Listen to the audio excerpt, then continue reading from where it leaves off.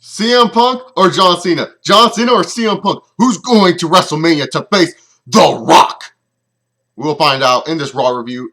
What's up, guys? My name is Chase Oliver68 here, reviewing the February 25th edition of Monday Night Raw. And we kicked off Monday Night Raw with Vincent Kennedy McMahon himself. And really, to be honest here, it was just, nice seeing Vince again. I do like Vince McMahon, even though he's not really the same McMahon from years past, but he's in crutches. Him and Paul Heyman were going to have a street fight, so Paul Heyman came out. He cut a really nice promo. I didn't think it was anything too great. I really felt, the tension between these two. That was a good thing. I really did feel kind of like the tension that they were facing. Like, I was like, oh, damn, this is going to be, pretty decent. But it turned out just being Paul Heyman attacking Vince McMahon with crutches. Vince McMahon attacking Paul Heyman with crutches.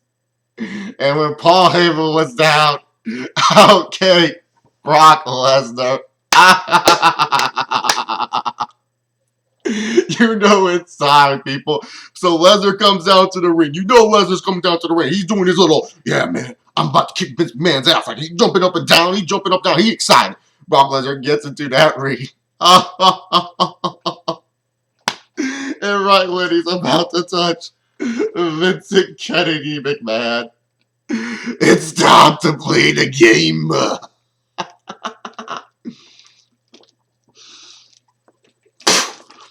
The game.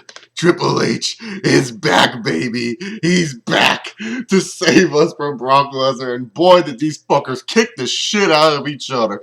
Oh my God. Triple H and Brock Lesnar kicked the shit out of each other. Well, first off, Triple H, you know him. He must take his time to the ring. He doesn't need to get injured. But Brock and Triple H, great exchange. And of course, Triple H comes out on top. And we're not done with Triple H and Brock Lesnar. Oh no. This whole night was dedicated to Triple H and Brock Lesnar. I'm not kidding. It's kind of sad, and I'll discuss it more when I get into my review later a bit in my review, but it's kind of sad that it was like dedicated to Triple H, Brock Lesnar. Anyways, we got Ryback versus Dolph Ziggler. Dolph Ziggler has AJ Lee and Big E Langston in his corner, and he got no entrance. So you know what that means. Ryback is going to win this match. This match was actually pretty good. I thought that it went an appropriate time. I think it shut up a lot of people that think that Ryback can't go in the ring. I mean, he pretty much worked a 15-minute match. He worked a pretty decent length with a good worker in Dolph Ziggler. And if anything shows that Dolph Ziggler is not ready for the Money in the Bank, this match showed it right here. This match shows that he's not ready for that World Heavyweight title push. I know a lot of people want to see Dolph Ziggler become that World Heavyweight champion. They do believe in him. They think he's an excellent talent. I'm not trying to doubt his talent. I'm not. I just feel that the WWE has done a poor job at executing Dolph Ziggler into becoming a World Heavyweight champion. So I don't believe he's ready for that title and crown just yet. And this match showed it right here as Dolph Ziggler lost this match. That's basically all I can say. And it's kind of sad that our Money in the Bank winner is not even being featured heavily heading towards the road to WrestleMania. Oh yeah, by the way, don't forget to check out The Call next week. 2 weeks from now in theaters. It has Halle Berry and David Otunga. Dead Man Down, who has Wade Barrett, and fucking what other WWE fucking studios movies? The Marine 3 coming out on DVD soon. I mean, they were hyping those movies. Like The Call, I saw like fucking 80 commercials with The Call tonight. It was like this. The dumb bitch, she was on her phone. Yeah, Daddy, I'm coming up. Oh my God, I got kidnapped. And Halle Berry's like, if you hurt her, I will take you down. That movie, The Call, just going on topic for a little bit. The Call, that movie looks creepy as hell.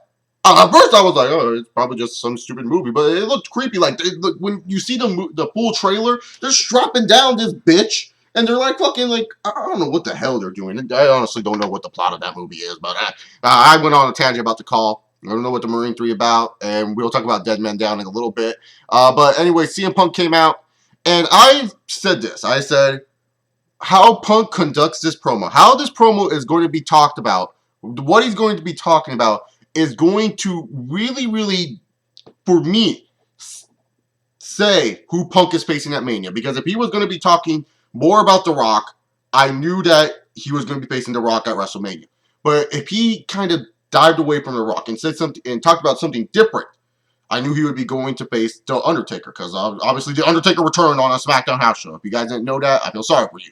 But Punk You know, he did a good job with this promo. I didn't think it was anything that blew me away. It felt like some stuff that he's recycled in the past and, you know, some stuff that was just kind of okay. But then when he said that he's an idol, all right, the greatest of all time, a legend, an icon, and then I just heard those words and already I just thought Undertaker. And then his final word that he said in the promo was, he's a god. And right then and there, I knew Undertaker is his opponent. I knew that the main event was going to go to John Cena and that CM Punk was going to face The Undertaker. Because in that whole long monologue, I knew it was going to be Punk versus Taker because he said God. He was using these terms that kind of almost describe The Undertaker as an essence. So, in all honesty, I knew he was going to be facing Taker after that monologue. And then, like I said, it was an okay promo. Nothing really too special. Anyways, next Hall of Fame inductee, Donald Trump. And I know a lot of people, like, it was ridiculous to me. I don't understand. Some people were like, oh, why is Donald Trump in the Hall of Fame? And that's ridiculous to me. Are you kidding me? Without Trump, WrestleMania 5 and I believe 4, they were both held in New Jersey. I could be wrong about 4. But Donald Trump helped WrestleMania a lot. Donald Trump was a huge advocate with professional wrestling. I mean, Donald Trump is a guy that really did help professional wrestling a lot. I mean, he's someone that deserves to be in the Hall of Fame. He's not Drew Carey. Drew Carey just made one wrestling appearance, and that's it. Donald Trump is a professional wrestling fan. He's someone that supports the sports entertainment. He enjoys it himself. I mean, I don't know why people, like, when there was rumored that Donald Trump was going to the Hall of Fame, were freaking out like this was such a bad thing. I'm fine with Donald Trump being in the Hall of Fame. Would I prefer that it was in Atlanta that Donald Trump got put into the Hall of Fame? Yeah, I do, because that's where Trump, Oregon, I think that's where it is. Like, what's that party place in Atlanta? I don't remember, but, you know, I understand. Maybe Atlanta, maybe, well, it's in New Jersey, so Atlantic City, New Jersey, that's where Mania was. Atlantic City, New Jersey. Oh, well. My mistake there. I messed up. But Donald Trump does deserve to be in the WWE Hall of Fame, and I ain't going to argue that with anyone. Mark Henry versus Great Khali. All you got to know is that Mark Henry kicked Khali's ass, and it just showed Mark Henry is still a badass.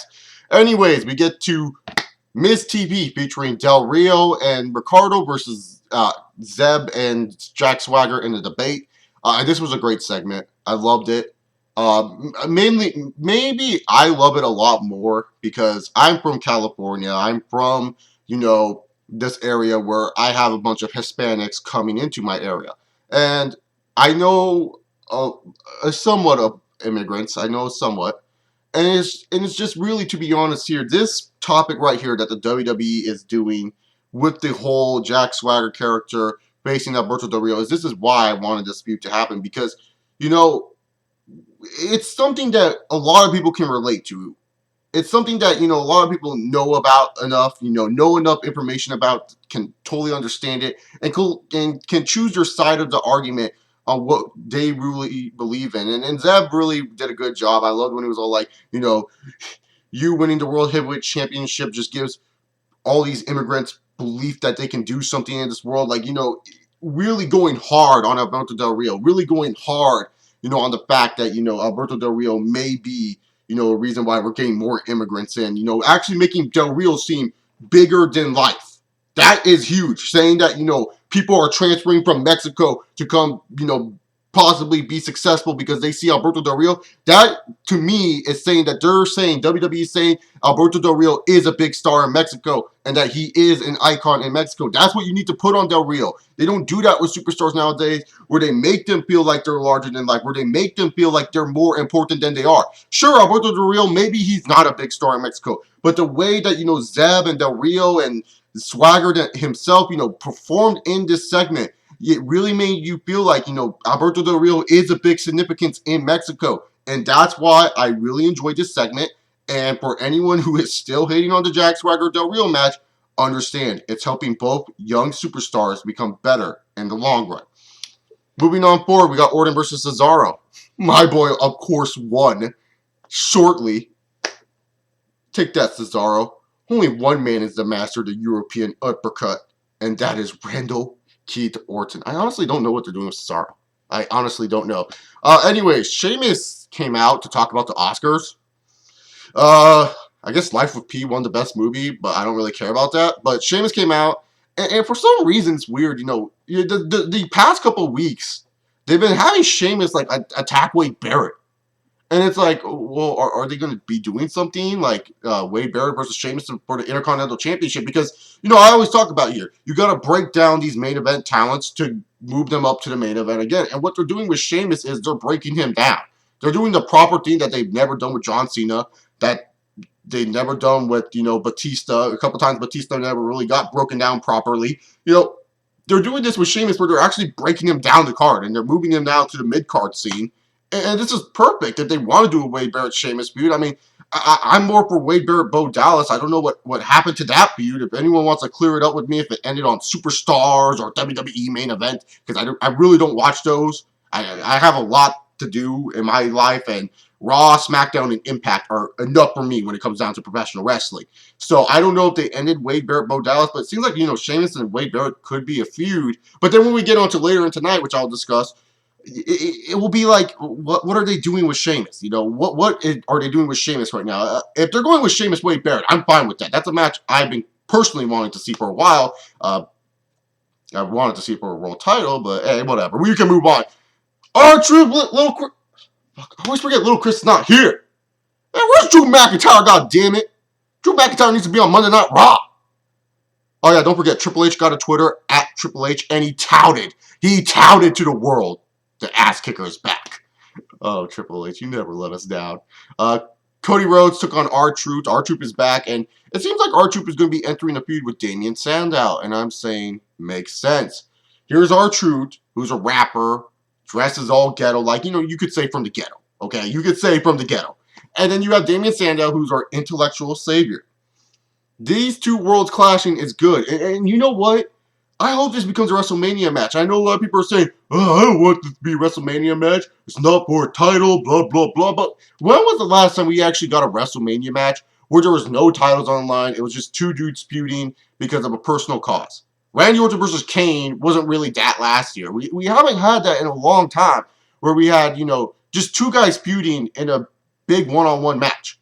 And R-Truth, you know, he's a funny guy on the mic. R-Truth has some good mic skills. And him and Damien Sandow could cut some really good promos from now on to WrestleMania. But knowing the WWE, this will be wasted on WWE main event or possibly SmackDown. If it makes the WrestleMania pre-show, I would be happy with that. If it just makes the WrestleMania pre-show, I would be happy with that. I just think you got to fill this on WrestleMania somehow. Because Damien Sandow, he is one of your brightest stars in this company, and you can't let him down like that. You can't let him down like that. You got to give him something to do at WrestleMania. So definitely down for a Damien Sandow R-Truth feud. Even if you guys aren't, I think it would be something good for Sandow and R-Truth. I mean, we don't have feuds like that anymore, guys. Where we have people just feuding for fucking, you know, just because they have to. You know, they don't feud anymore with personal reasons. There's none of these little side feuds anymore. It's just like, it's either you feud with the champion or you feud with the #1 contender or you feud with the world champion.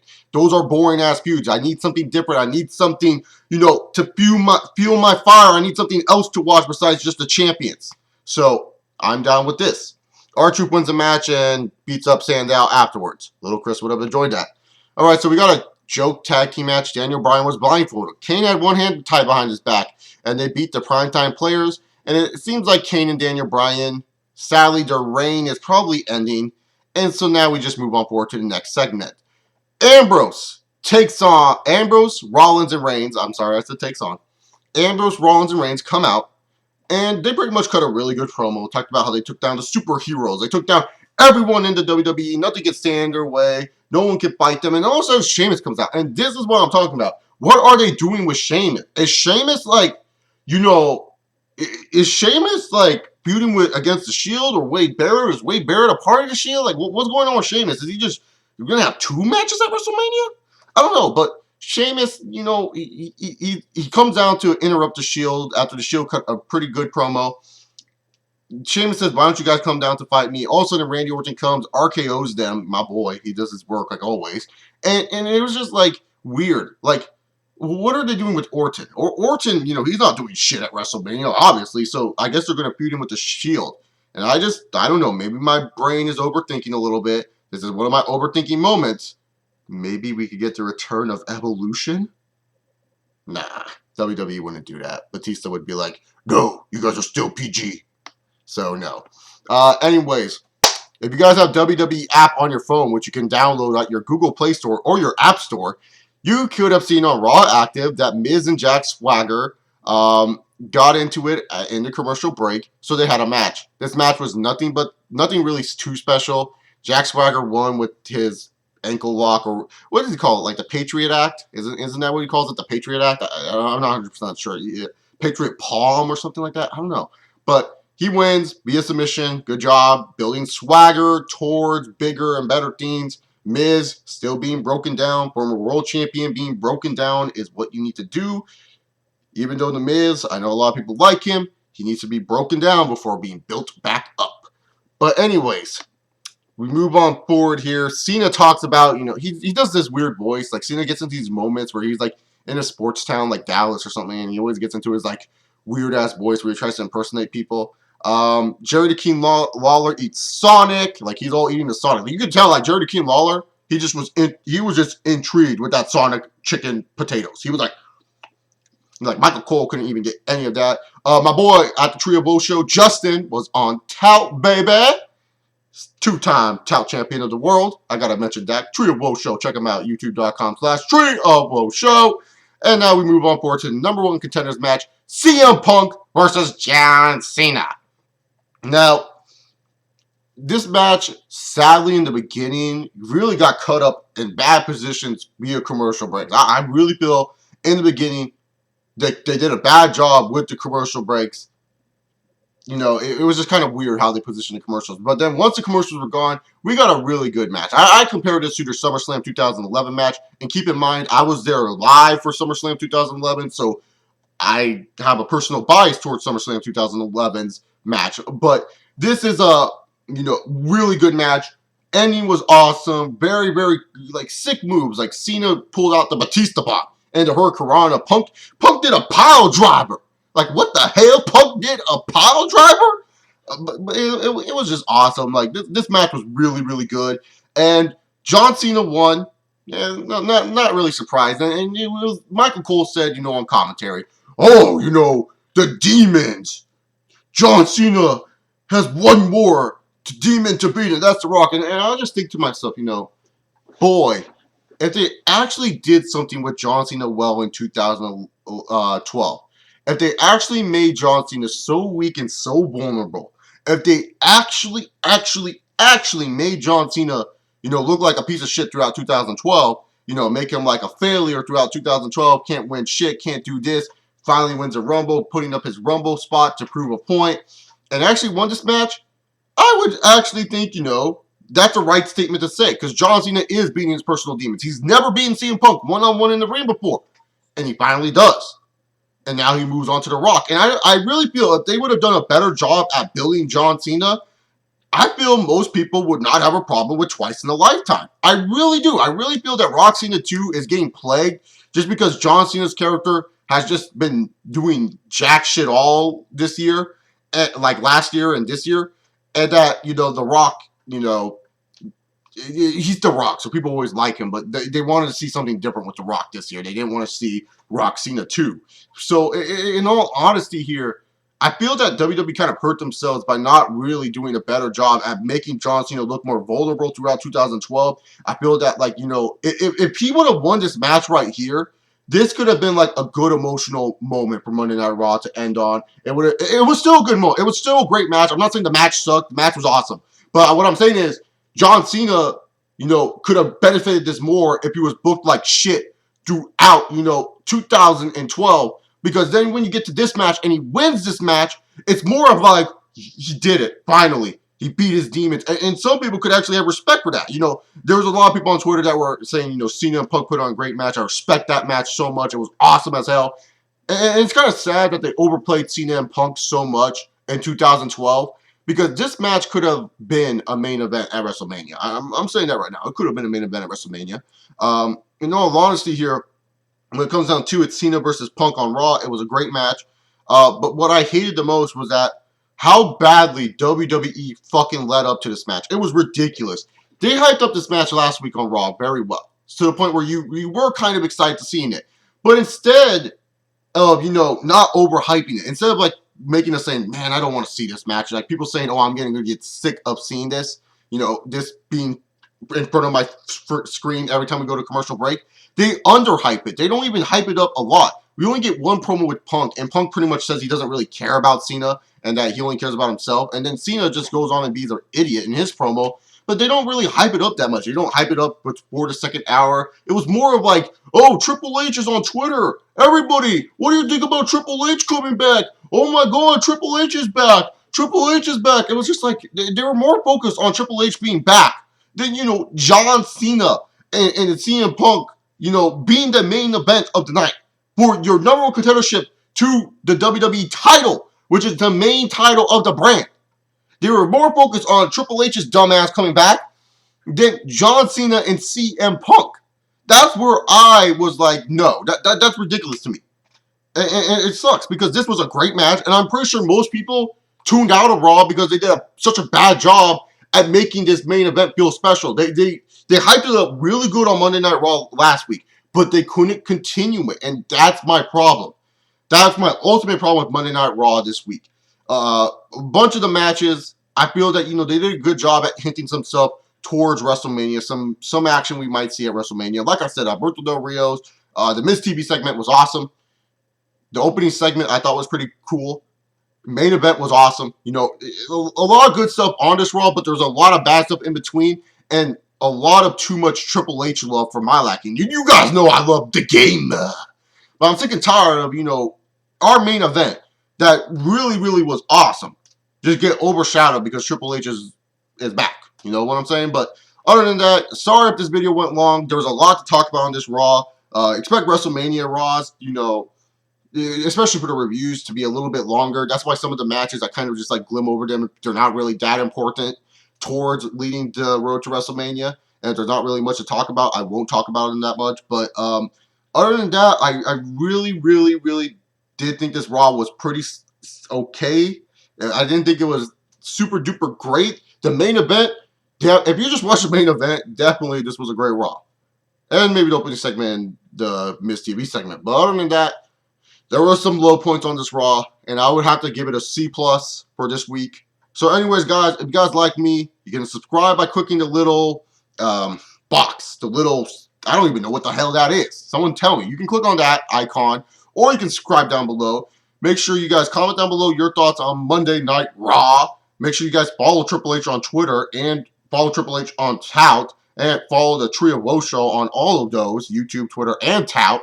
And follow me on Twitter at ChaseOliver68 so you guys can, like, you know, tweet with me and shit. But other than that, I'm done here. Leave your video response. Give this video a like if you want.